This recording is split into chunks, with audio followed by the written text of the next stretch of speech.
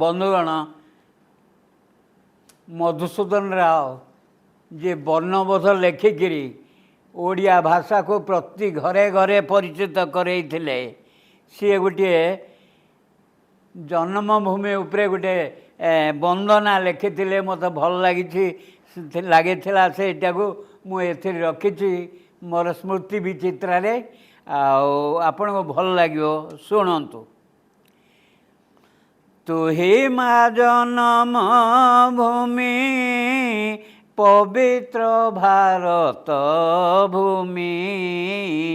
तोहरी संतान आंबे अटू सरबे तोर श्रीचरण सेवा पाई मन प्राण देवा गाइबा तोहर नाम आनंद रबे तो आनंदे होइबा सुखी कांदिबा दुखरे आमे होइण दुखी धन्य महिमा तोर नाही तार पटांतर मस्तकरे हिमालय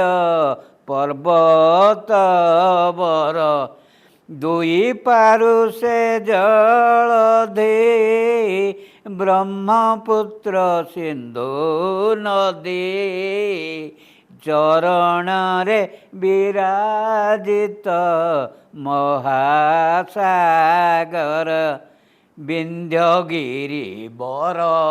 कटिरे गंगादी केते नदी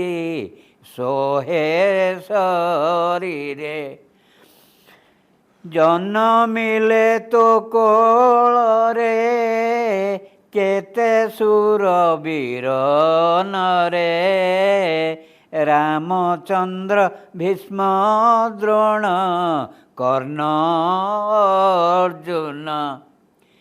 महाकवि वेद व्यास बाल्मीक कालिदास